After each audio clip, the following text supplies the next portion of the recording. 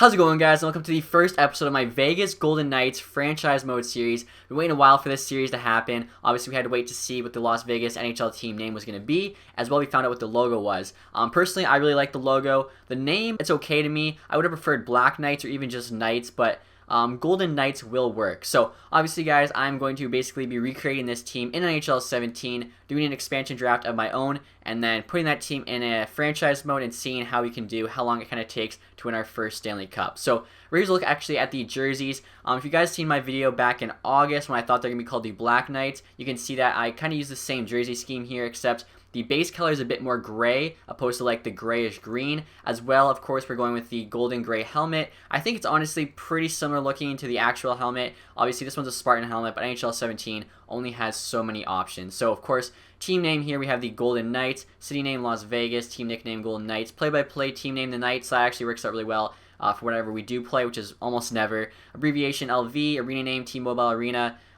Goal use, team colors, yes. So team prestige I have at the bottom. It's a brand new team. I feel like you have to have a legacy to earn prestige, so this makes sense. Market size I put medium. I was between medium and small. I decided to go with medium as I'm not too sure. Local fan base is typical, which is like just above casual. I heard they sold out like all their season tickets for the first 2 years, so obviously people are pretty pumped. National fan base, definitely casual. I'd say people outside of Las Vegas are casual towards Vegas. I mean, hardcore NHL fans probably care, but I don't know if I'd call them a fan. I just call them, interested in the team. Local popularity, I put at average as well.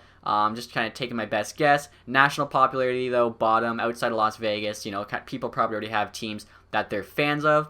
In terms of the levels of concession and all that stuff, I actually decided to make it 2. As a T-Mobile Arena is a very new arena. I'm actually not sure how new it is, but I know it's very new. So I figured if we're not going to have like the biggest fan base or whatever here in an expansion team, why not give us like a small boost in the franchise mode and have like level 2 to all that stuff, even though it really doesn't matter. I figured, why not do it? So next here, guys, we're taking a look at both the logos and the jerseys. As you can see here, like I was saying earlier, I think the logo turned out pretty good considering what I had to work with. The colors are definitely, I think, on par. The Spartan helmet, honestly, if it didn't have like the brush or whatever it is on top and it was facing us, it would be like the exact same helmet. But as it stands, that's pretty close. The secondary mark, I honestly think, is like 99%, considering what we had to work with. There's actually a bunch of new custom logos in NHL 17. I figured I could show you guys some of them and kind of just show you the ideas I had to go with. So obviously, guys, we went the cross swords and shield, which is pretty much exactly what their secondary mark is. Theirs has the cross swords with like a star on top. Ours has cross swords with a shield behind. It's pretty close though. Right here's kind of a quick look for all you guys at all the new custom logos. As you can see there's actually a good amount of stuff to choose from. I actually thought about using this logo here for the main logo, but I really did not like kind of like how that guy has a face on him. Doesn't really show up there at all with the color scheme I used, but you can kind of tell like in the preview there. I just didn't like how it looked. I think like the Spartan logo we used is a lot better, but I think that the secondary mark there, that worked out perfectly. Like I think they just added these with the new update, which came out yesterday, and then yesterday, and then Las Vegas had their team announcement yesterday as well. So like perfect timing, pretty much. You guys can let me know what you think, but like I said, considering what we had to work with, I think the logo is pretty close to accurate, and the secondary mark, I mean, you can't really get much better than that. Team colors here, we have gold, gray, and red, so that just kind of made it easier when we're doing all the stuff with the jerseys, as it is pretty time consuming, like going through changing all the colors. So here, guys, as I look at the home uniform, like I was saying earlier, I went with the same kind of scheme as I did in the summer. It's got like a military feel to it, with kind of like all the stripes and stuff like that. Gray with the base color. I was trying to decide between gray and gold, and the gold just didn't look good. I feel like gray is, pretty sharp looking, and if they are knights were like silver armor. Gray and silver are pretty close, so this worked out well. If you guys are just kind of wondering here about all the color schemes and things like that, I could just quickly show you what the color scheme is there for the jersey. As well, the jersey that we used is jersey number 19. Other than that, though, you can pretty much just kind of see what we're doing there. We have just solid black pants with the logo on it.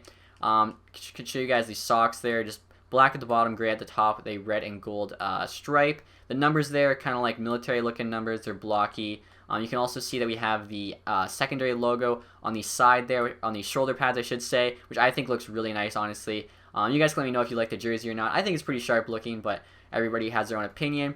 Of course, too, for the helmet, it's just an all black helmet with the main logo there on the sides, and it kind of just goes with the whole feel, I think. I was thinking about maybe making it a gold helmet, but that kind of reminded me of like the European gold helmet, even though ours is not so shiny. It just didn't seem right. But other than that, guys, I think that's really it for the home jersey there. I can also show you what the goalie looks like. As you can see, his equipment is just like the base equipment, and I just kind of clicked apply team color to all. I didn't really want to go through designing all the goalie equipment, as I'm pretty much never going to see it. I'm only going to see it if we win the Stanley Cup, really. So it didn't seem worth, that much time. As the goalie equipment probably takes longer, honestly, than the player equipment. The away uniform here is pretty much the exact same thing, except for the home is gray, the away is white. Also, we have a white helmet opposed to a black helmet, but other than that, pretty much the same thing. I definitely think I like the home nicer than the away, even though that's kind of the case for almost every jersey, but just kind of, so much white there, but still it's not too bad. And then finally, alternate. For the alternate, I decided to go with something a bit more modern, I guess you could say, or something a bit more,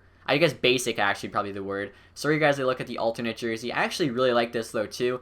I'm sure some people might even like this better. I decided to go kind of all black there for the alternate, give us a different option. So we have a gray, a white, and a black as well, too. It's just like a, pretty basic jersey with the main stripes, the shoulders, just all black throughout within golden and gray stripes. But it's pretty sharp nonetheless, and I feel like the logo might be slightly bigger on that one.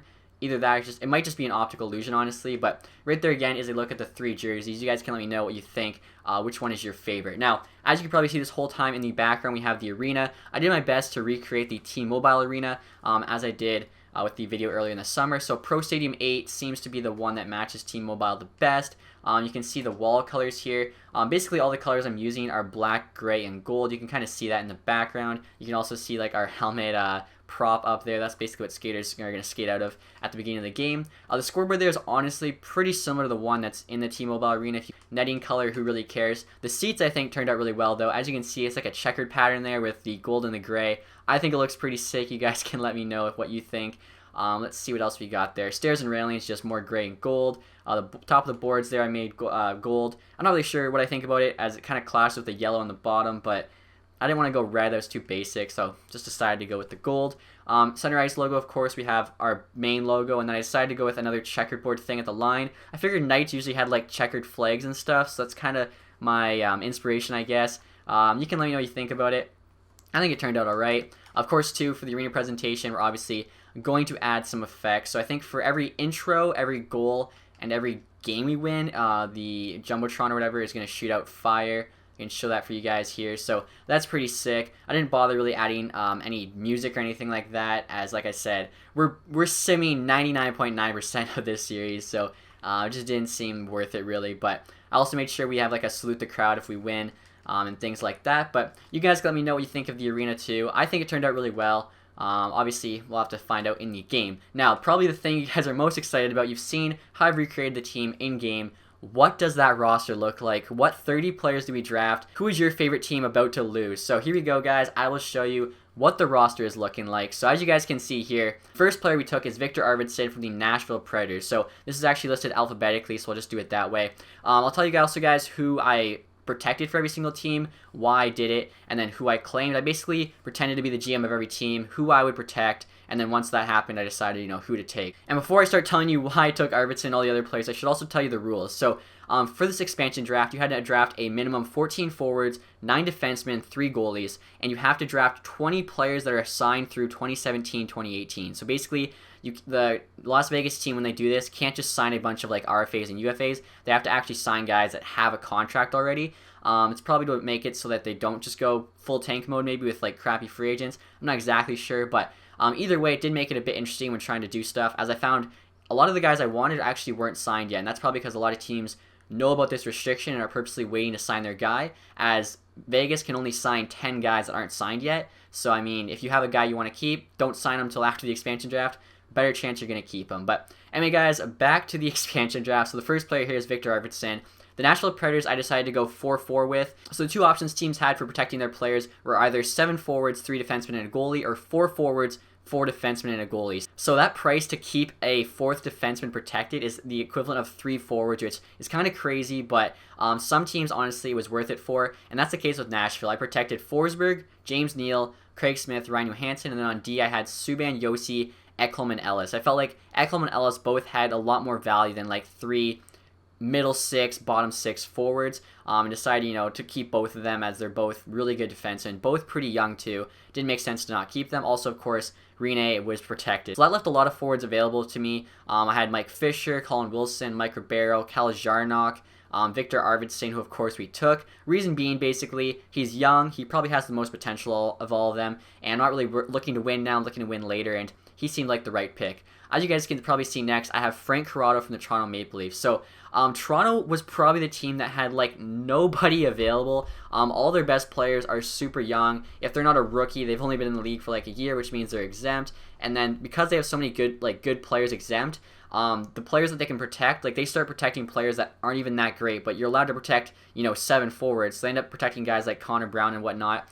Really nothing available for me. It was basically either Corrado, Marinson, Hunwick, like one of their other crappy defensemen, or I could take a crappy forward, like I could take Greening's UFA, sorry. I could take like Peter Holland, Ben Smith, Josh Levo. So at the end of the day, I decided to take Corrado. In this game, he's actually not that bad. 23 years old, 79 overall, top 6 potential. Felt like I was doing him a favor, getting him out of Toronto. He's no longer going to be scratched. He'll probably play in the AHL for us. Moving on now to the Edmonton Oilers, I decided to take Brendan Davidson. For the Oilers, I protected Eberle, Nugent-Hopkins, Lucic, Pouliot, Maroon, Draisaitl, Pitlick, and then Sekera, Clefbaum, Larson on D. Of course, Talbot was the goalie. So that basically left either Davidson or like a not very great forward, and I decided to go with Davidson. I think this is what's going to happen in real life, and Vegas might not even take him, as in real life, he's pretty injury prone.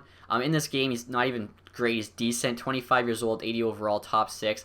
He'll honestly be like an AHL top pair for us probably, and sometimes get called up. The reason being is we're taking 30 guys. You're only going to have 18 guys on your NHL team. That's another reason why the cap space there at 11 million is wrong. It'll probably be more like 18 by the time we send guys to AHL. And we're going to have so many like extra players, especially defensemen. We're basically taking all the best fourth defensemen in the game, or in the league, I should say. And there's a lot of good top 4 defensemen. Like the fourth guy is basically what our D core is going to be filled with, and I feel like I'm going to be trading a bunch of them for better forwards, as there's not as many forwards available, maybe even just picks down the road. Anyway, guys, the next pick here is Marc-Andre Fleury. So this is a big one. He is one of 2 players I decided to make the executive decision and kind of like waive their no-move clause. I feel like Fleury knows he's kind of not the future in Pittsburgh. It's Matt Murray, who's a very good young goaltender, very young goalie. But Fleury is still a very good goalie, and I feel like he'd be willing to move that I feel like he'd be willing to waive that no-move clause to either get traded, or if he's not able to get traded, he probably might go to Vegas, as he'd be the starting goaltender there. And I mean, he's not that old yet. I think he's like 31 years old. So I mean, imagine if they're not going to win the Stanley Cup, but like imagine if in 4 years they can make the playoffs and Fleury's their starting goaltender. Like that'd be something to be proud of. And honestly, I think it might happen. I've seen the TSN guys do their own mock expansion draft, and they also had Fleury going to Vegas. So I think there's something there, and that's why I decided to waive his no move clause. We're picking him up. In regards to the players that Pittsburgh protected, obviously it's the main guys, and there really wasn't that much else available. I could have went with maybe like a Trevor Daley or a Schultz, but if Fleury is available, I think Vegas definitely will take him. One of the best goalies in the game. Why not take him, help out the young goalies, as you have to take at least 3 goalies. So because we got Fleury, the next 2 goalies I take, you'll see, are both young guys who can hopefully become as good as Fleury is now. When our team is basically ready to win. The next player here is Brendan Gaunce. For Vancouver, they really didn't have that much to pick from either, and I feel like Gaunce is the best pick, as he's younger, has decent potential. They're protecting the Sedins, obviously, and Eriksson. All 3 have no-move clauses. Brandon Sutter, Sven Barchi, Hansen, and Horvat. On D, Edler, Tanev, and Goodbranson. And then for goalies, they protected Markstrom. I'm not going to pick up a 36-year-old Ryan Miller, so I figured Gaunce, he's young, still could turn out to be a pretty good third-line center. It was definitely worth it to me. Next here, guys, we have Gerjensen from Buffalo. Like Nashville, they protected 4 forwards, 4 D. That allowed them to protect Ristolainen, Bogosian, Kulikov, and McCabe on D, as well as O'Reilly, Okposo, Kane, and Ennis on forwards. So a few solid young bomb 6 forwards available between Gerjensen, Larson, and Foligno. I decided to go with Gerjensen. I forgot to mention this earlier. When I was doing the protect lists and then the actual expansion draft, it was kind of like a mix between reality as well as who's the best in the game. So of those 3, I think Gerjensen's the best in the game. In real life, it's probably a toss-up. So if it was close like that, that's usually kind of how I figured it out. You guys will see later on, it kind of played a bit of a factor for certain teams. Next, we have Grigorenko. This is actually kind of cool.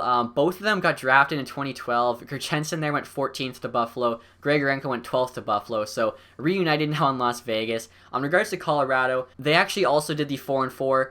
They protected Johnson, Barry, Boschman, and Zadorov on D. Boschman had a no-move clause. And on forward, they protected McKinnon, Duchesne, Landeskog, and Soderberg. So it was basically between Gurenko and Colborne. As well for Colorado, I decided to protect Pickard instead of Varlamov, and as he's kind of like a younger goalie with more upside, and their team seems to be getting younger, and I don't think really they're going to win for a while. And I actually didn't even pick up Varlamov, as we already have Fleury, and like I was saying, I feel like the other two goalies I'm going to get are like younger goalies who could turn out to be good later on, and Varlamov was making $6 million a year. We already have Fleury. It just didn't make sense. I figured Grigorenko is a solid young player, 22 years old.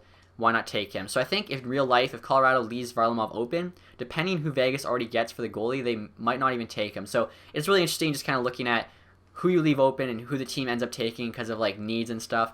I don't know, I thought that was interesting. Next here, guys, we have Jaskin from St. Louis. So St. Louis was pretty interesting. I didn't know whether to protect Jaskin or Yakupov as the 7th player, but I decided to go Yakupov, as he's got a lot more upside in this game, and even in real life, a lot more upside, even though he's probably about the same, maybe even a worse player than Jaskin right now. Their 7 players were Tarasenko, Stastny, Steen, Schwartz, Laterra, Perron, and Yakupov. On D, Pietrangelo, Bouwmeester, and Edmondson. Because Shattenkirk's a UFA, he doesn't really need to be protected. He's kind of already like unprotected. Any team could talk to him kind of thing. So, like I said, went with Jaskin. He's still pretty young, 23 years old. Could hopefully turn into like a decent 3rd or 4th liner for us, or we can trade him. Obviously, like I was saying, we have 30 players, all NHL players, so we basically have like 10 extra guys to either play in the minors and like let grow or just trade for picks. So works out well. From Tampa Bay here, we got Alex Kaloran, pretty solid player. They had to protect a bunch of good forwards: Stamkos, Callahan, Filppula, Kucherov, Johnson, Palat, and Drouin. I'm sure they would have rather protected Kaloran over like Filppula or Callahan, as they both have way more expensive deals, but they both have no move clauses. On D, Strawman, Hedman, and Schuster are protected. Don't really want the contracts or the age associated with like a Garrison or a Coborn, so figured why not go with Kaloran. He's a solid guy, be like a perfect kind of 3rd line center for us. Figured it would work out well. Klein, this was a pretty easy pick from the Rangers. At forward, they really didn't have that much available aside from Grabner. He's like an 85 overall defenseman, so I figured like why not take him? We already have a bunch of depth forwards. A guy like him is kind of the perfect guy you're going to trade away for at least a 2nd round pick, and it's basically a free 2nd round pick at that point. Corby Salo here. This is a huge pick from Columbus. So like I was saying, you're only allowed to protect one goalie, and he's actually not exempt as he's just too old, I believe. So basically, Columbus isn't not going to protect Bobrovsky. He's one of the best goalies in the game, and he has no move clause, so basically not even up to them. And in this game, Corby Salo gets amazing 22 years old elite potential. So I've got him and Fleury as my 2 goalies. You guys still can wait and see the 3rd goalie we're going to add. And as well, Columbus did have some decent stuff available outside of him, like Jack Johnson, William Karlsson, but none of them compared to a future franchise goalie, so that pick was pretty easy to make. Next year we have Anders Lee from New York Islanders. So the Islanders are another team I decided to go 4-4 with. Reason for this is Johnny Boychuk has a no-move clause. He has to be protected. And then you have Nick Leddy and Hamonic, your next 2 defensemen, obviously you're going to protect. And then Ryan Pulak is also available. Again, he's a guy that's 22, so he's just too old. He's like, I think, maybe 1 season past where you wouldn't be exempt. And they're not letting him go for free. There's absolutely no way, which means they can only protect 4 forwards. So Tavares, obviously, Ladd's on a no-move. And then I went Ryan Strome and Brock Nelson. I figured Strome has the most potential, and Brock Nelson's probably the 3rd best. So I had my choice between like Josh Bailey, Casey Cizikas, Anders Lee, Grabowski, Cal Clutterbuck. And I figured Lee was the best of them all. He's decent age there at 26, 84 overall. Decent potential for like the last season here. He'd be a solid 3rd line guy, basically. Moving on to Anaheim now, guys. This is the only other team where I decided to have a player waive his no-move clause, and that was Kevin Bieksa. I feel like Anaheim's definitely going to convince him to do so, as they have 3 really good defensemen in Lindholm, Vatanen, and Fowler, and they probably don't want to have to expose 3 good forwards to also protect Bieksa. And I think if they do like convince him to like waive the no-move and let himself be available, I highly doubt Vegas takes him. He's 35, he's old. He's not that great. I can actually show you guys hopefully quickly here. Yeah, 35 years old, 82 overall. Just kind of gives you an idea of what he is in real life, obviously. And if I'm the Vegas GM, I'm not taking Bieksa. As you can see, I actually took Josh Manson, pretty decent defenseman, 24 years old, 82 overall, top 6D. Simon Dupre was also available, who's slightly better, but he's a way more expensive contract, making like $3 million more. And Manson only has 1 year left on his deal, where Dupre has like 3. So basically, we're trying to get like the smallest contracts possible with the least amount of term. That way we have the most flexibility in free agency to kind of sign whoever we can. So worked out well. If you're wondering who Anaheim protected for their forwards, I had them protecting Perry, Getzlaf, Kessler, Kell, Silverberg, Cogliano, and Nicholas Kerdile. So really wasn't much left at forward. Made sense to take a solid young defenseman. Next year, guys, we took Braden McNabb, obviously for LA. They're protecting Doughty, Muzzin, and Martinez for sure. And then they have a lot of good forwards to protect, like Kopitar, Carter, Gabrick, Toffoli, Pearson, guys like that. So basically, McNabb's kind of just the one that's the odd man out. And of course, we're going to take advantage of that. 85 overall defenseman. Obviously, we want him. New Jersey's another team. 3 solid defensemen they have protected in Green, Severson, and Moore. And then they had their 7 forwards. Merrill was kind of like the 4th best defenseman, 84 overall. Going to take advantage of that. Ottawa's another team that protected only 3 defensemen. Carlson and Ceci are the 2 best, obviously. And then Phaneuf has to be protected with his no-move clause. So their 4th best guy was Mathot. Compared to the forwards that were available, it really basically was not even a competition. Mathot's 85 overall, solid defenseman. The highest rated forward available would be like an 83 or something. So it just didn't make sense. And that's why I was saying we're going to have a very solid defensive core as we get the best 4th D-men in the game. But our forwards are all going to be like the best 8th forwards in the game, which isn't quite comparable. So it's going to be very interesting, I think, what Vegas does in real life. I think they're going to sign the best D-men they can and then either trade them back to the team for picks or trade them to other teams for forwards. It'll be really interesting. But in regards to our team, next player we have here is Mirko Mueller. He's actually not protected. He's another guy that's kind of like just too old. In regards to San Jose's defensemen, they have to protect Burns and Vlasic. And for their 3rd guy, I had them protecting Braun. Forwards, they also definitely want to protect 7 forwards. Thornton, Marlowe, Pavelski, Couture, Bodker, Hurdle, Melker, Carlson. There's a lot of guys there. So unfortunately for them, they're basically going to be losing Mueller to me for free. He's another guy, really good, solid young defenseman, 21 years old, top 4D potential. Take that all day. Next here, guys, is another solid young defenseman we're getting in Dmitry Orlov. Washington's going to protect Matt Niskanen, John Carlson, and Carl Alzner. They're not going to protect him as their 4th, as they have a lot of forwards to protect. Ovechkin, Backstrom, Johansson, Oshie, Kuznetsov, Burakovsky. Unfortunately for them, they're going to have to lose Orlov to us. Next here, guys, we have Matthew Perreault from the Winnipeg Jets. They're another team that protected 4D and 4 forwards. I had them protecting Bufflin and Onstrom as they're both no-move clause, and then Tyler Myers, Jacob Trouba. At forward, I have them protecting Scheifele, Wheeler, Little, and then Adam Lowry. I'm not so sure about Lowry. I figured they'd probably do him because he's like younger and a lot more upside than a guy like Perreault, but you never know. I feel like that's probably what will happen, though, and that's where we're taking him. In regards to goalies, they actually have a couple available. They're protecting Hellebuck, leaving Pavelec and Hutchinson available, but we already have Fleury, who's like our current number 1. Corby Salo is going to be a franchise goalie, one of the best goalies in the league in the future. We don't need another like mid-tier goalie, so obviously just kind of going with the best forward available. Next year we have Emile Poirier from the Calgary Flames. This is actually a weird one. I thought he'd be exempt, but he's another guy that's kind of like just a year too old to be exempt, essentially. And he's a pretty good prospect, but that's really all he is. I don't even know if he actually plays for the Calgary Flames or not. Right now, he's actually on the AHL team in this game. For Calgary, of course, we're protecting like their 3 main defensemen in Giordano, Hamilton, and Brody. For forwards, they have Goudreau, Monahan, Brower, Frolik, Backlund, Sam Bennett, and then Hunter Shinkaruk. So it's probably between like him and Shinkaruk who to protect. And I went with Shinkaruk. Plays more in the NHL. It's kind of what it's based on. And in this game, I think they're actually both the same potential. Poirier's got top 9, and Shinkaruk's either top 9 or maybe even top 6. So Poirier is definitely the worst of the 2, but for us, it's a decent prospect, someone to play in the AHL. Next year, we have Matt Reed from Philadelphia. Flyers fans actually might be happy with this, as he's kind of on an expensive contract at $3.6 million, but we need another decent forward.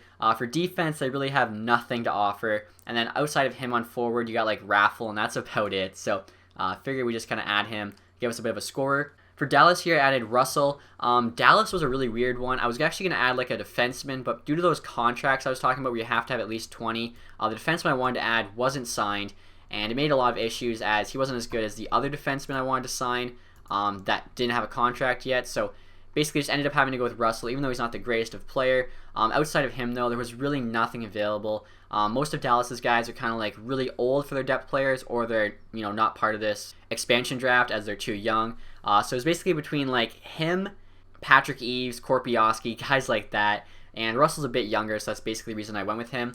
Next year, Sevior, former Dallas Star, and now a Florida Panther. Pretty much the exact same situation. For Florida, I was looking at both Pisk and Petrovic, but neither are signed through 2017-2018, and they aren't as good as other players I'm picking up who aren't as signed. And like I was saying, you can only have 10 guys who aren't signed yet you add to the team, so it ended up being one of those things where I was basically going to have to take a forward who is signed in Sevior.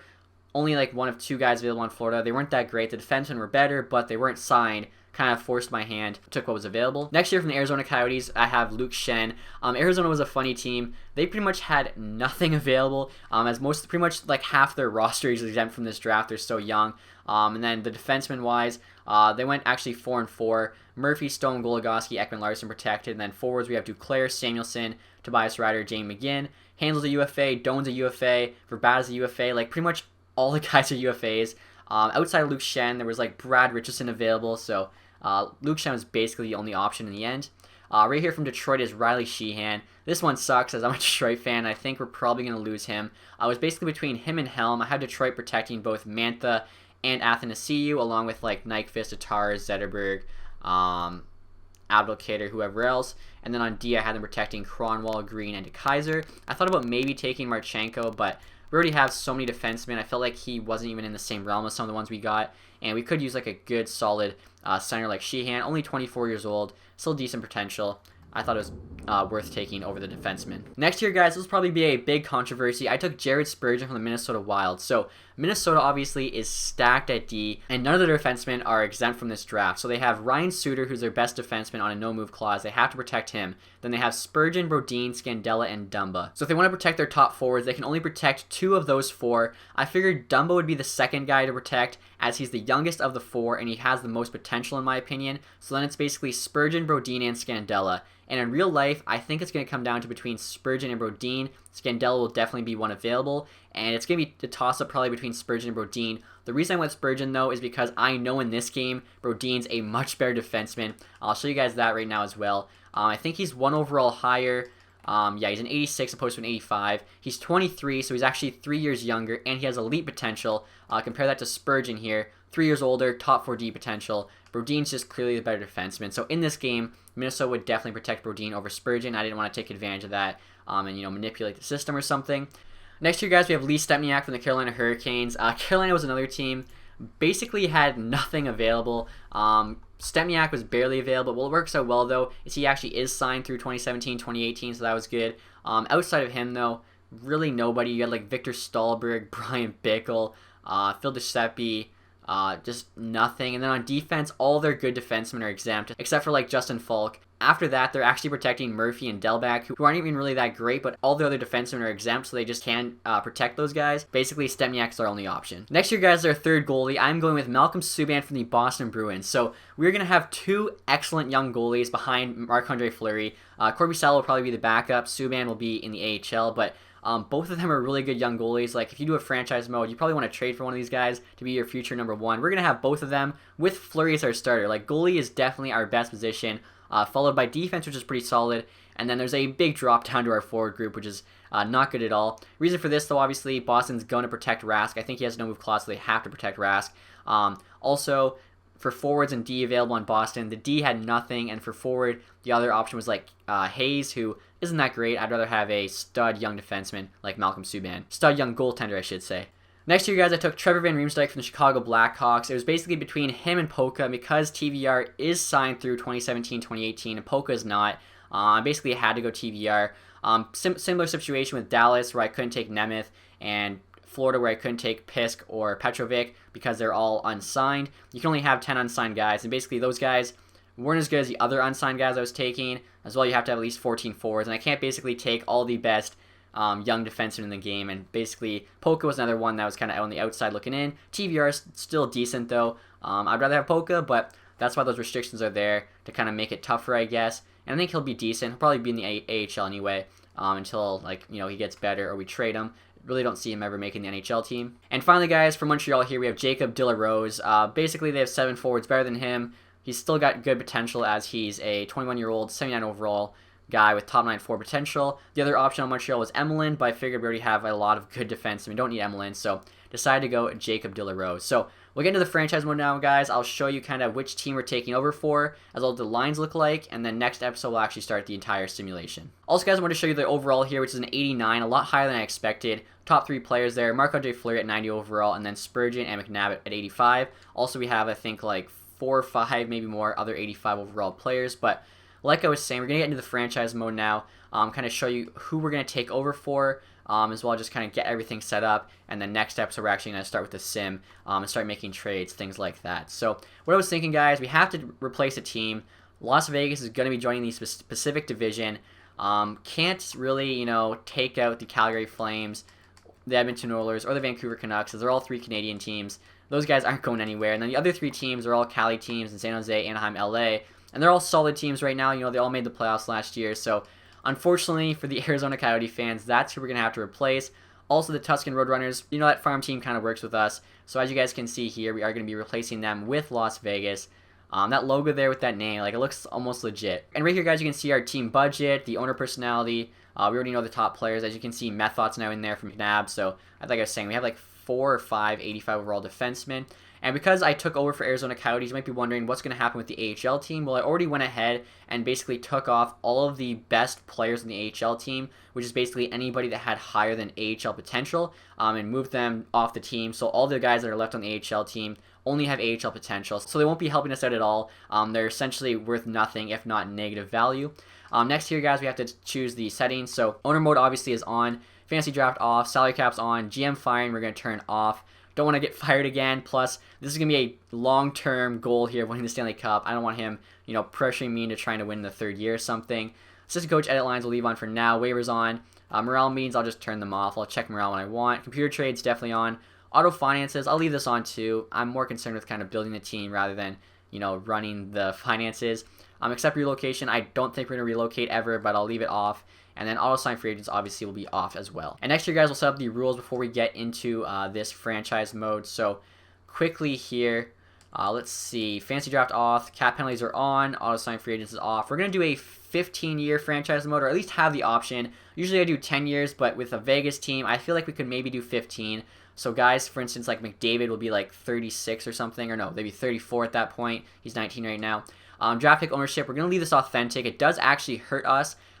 But it would have to stay like this for the rest of the teams to make sense. Otherwise, teams that traded players for picks or picks for players would kind of get screwed over. Salary cap on. Trade difficulty hard. Definitely want to make it as hard as possible. Waivers on. Except relocation there is off. So we're going to get into the franchise mode now and see what the lines are looking like. Right here, guys, they first look at the Vegas Golden Knights in franchise mode. The rating for this team's actually gone up as all of our lower-rated players got sent down to the AHL, boosting up, our overall. 88 offense, 92 defense, 91 goaltending. Like I was saying, outside of our offense, we actually have a pretty decent team. If we can just somehow pull in some good forwards, like 3 or 4, obviously not going to be going for older guys to win this year, but like some younger guys, I think we could actually be a very good team in not too long at all. AHL team here, 73 offense. AHL offense is even worse, so we definitely need to stockpile on forward prospects. 85 defense though, which is stacked for the AHL, and then 78 goaltending. So I'll give you guys a look at the lines here, show you who I have playing in the NHL, who's in the AHL. I feel like if you look at the lines, you get a better idea for the team. So first line here is Perreault, Sheehan, and Reed. Second line there, we got Greg Ranko and Jurgensen playing together again with Anders Lee. Third line, Jaskin, Killorn, and Arvidsson. And then fourth line here, Stepniak, Sevior, and Russell. On D here, we have Method and Spurgeon as the top pair, Klein and McNabb on the second pair, and then Merrill and Shen on the third pair. Like I was saying already, our D is really solid throughout. Goaltenders here, Fleury starting with Korpisalo backing him up. Honestly, we might have the best goaltending situation in the NHL now. Kind of unfair, I guess, how we just got to pick everyone else's best, second goalie. AHL here, like I was saying, the forwards are not looking too great. We got De La Rose, Oliver, and Cunningham. He's 26 with bomb 6. I think he's the only guy that doesn't have AHL potential from the AHL team. Poirier here with Mueller and Gaunt. So outside of De La Rose, Gaunt, and Poirier, the forwards here are looking very, very rough. Got to probably sign some younger guys. Defense on the AHL, 5 of the 6 defensemen guys we've got in the expansion draft. Mueller, Manson, TVR, Davidson, whoever that guy is, and then Corrado. So that's what I mean. We can definitely afford to trade some defensemen here. We have just so many extras. And then, of course, the AHL goalie there is Subban. I forgot to show you guys as well. Scratch the NHL, we have Orlov. So definitely, you know, too many defensemen, but that was the whole point. The defensemen were the best players we could draft. Might as well draft a bunch of them and try and trade them for some solid forwards of equal value. Another thing I wanted to show you guys was the contract situation. So like I was saying, we're going to have a ton of money to spend in the next couple years. Pretty much everyone on this team has a contract that's ending within 2 years. There's like 4 guys, I think, that have a long-term deal. And they're actually decent players, like Perreault, Killorn, Spurgeon there. And that's it, actually. That goes longer than 3 years. So that's pretty amazing. Going to give us a ton of flexibility, which is a thing we want. And like I was mentioning earlier, guys, I think with the authentic draft picks, I was saying how that actually hurts our team, and I'll show you why. Of course, we took over for the Arizona Coyotes, so that means that we get the Arizona Coyote draft picks. And if you didn't know, the Coyotes don't have a second or a third round pick in this year's draft, which really sucks. As you guys can see here, they have a first, a fourth, a fifth, a sixth, and a seventh. So an expansion team, they want their picks. We're missing a second and a third, which is pretty important, but it works out. As you can see here, the player with the most value on our team is this Merkley guy. He was a 2015 first round pick, 30th overall, which is essentially a second round pick, and because he's a junior player, there's no way for me to get him off the team before we start the franchise mode, so he essentially makes up for our second round pick this year. The rest of the players on this team are our players or AHL guys, except for this like Capo Bianco guy, a junior guy. He's crap though, AHL potential, as well as this Deanan guy.